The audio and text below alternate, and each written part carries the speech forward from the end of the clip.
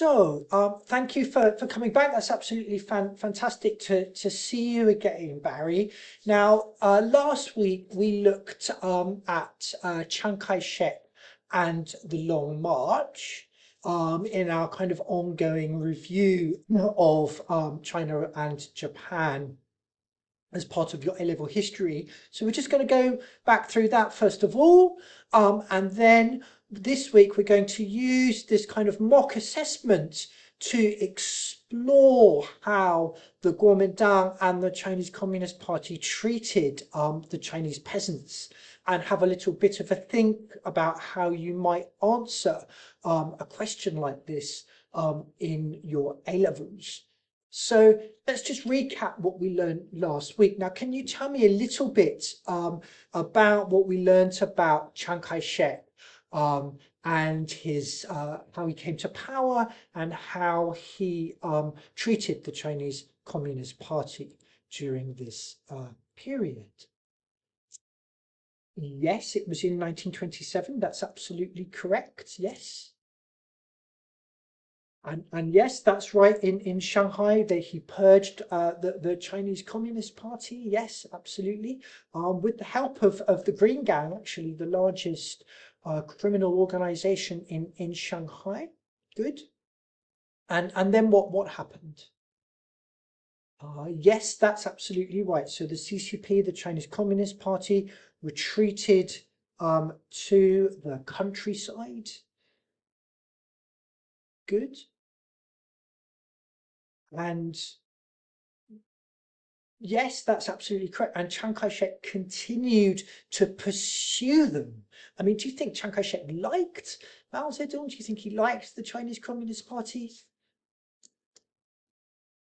No, I don't think he liked them very much either. I don't think that Chiang and Mao got along very well at all. That's absolutely great.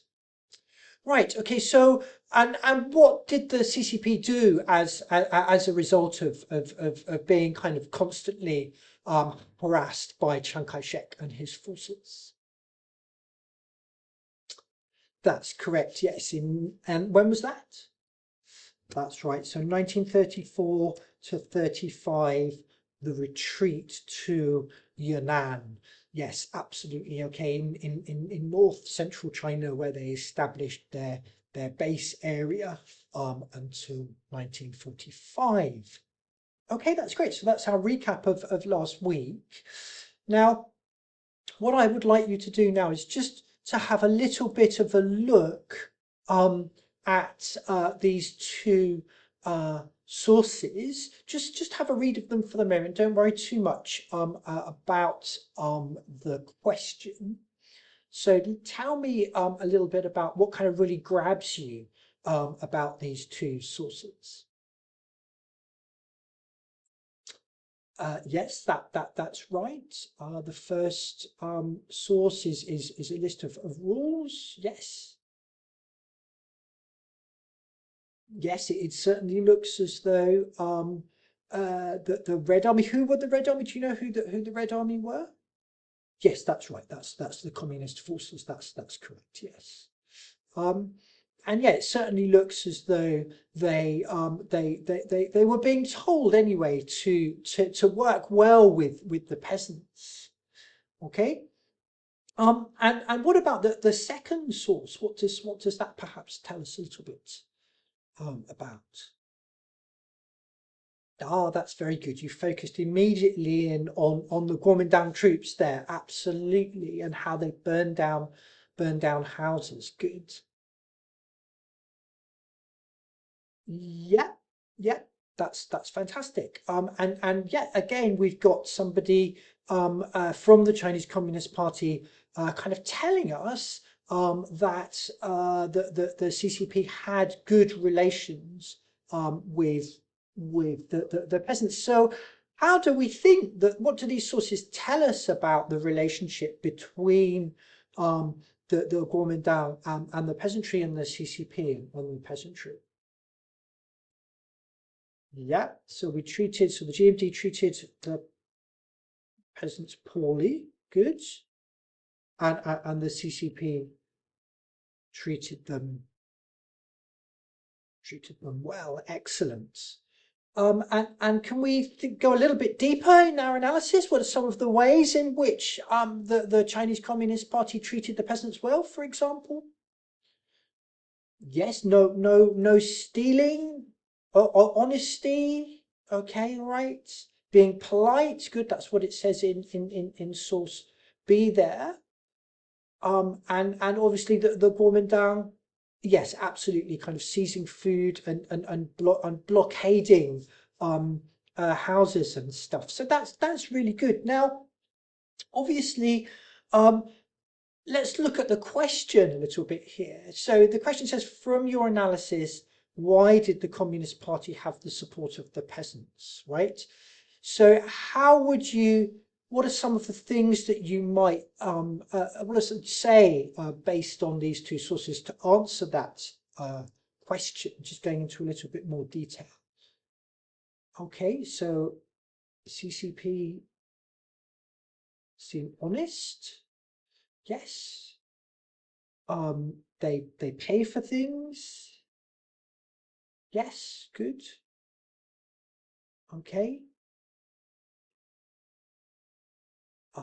They they're clean. Yeah, that's good. They're clean. They don't. They use the latrine, as you say, is a toilet. Yes, so but they're clean. Good.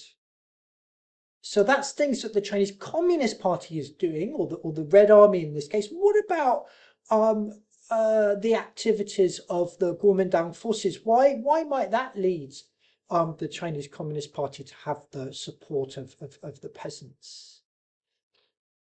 Right. Yep, I understand. Yep, absolutely. Because they were treated badly, they burned down the houses. GMD troops burned down the houses. So it's well done. Now, you're absolutely right. These two sources talk about different ways in which the Chinese Communist Party and the Kuomintang have treated the peasants.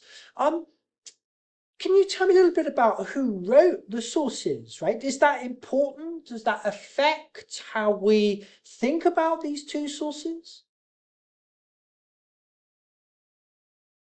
Okay, let me ask the question a slightly different way. So source C is written by a CCP general. Do you think that he perhaps is going to be entirely accurate in his description of the relationship between the CCP and the peasantry?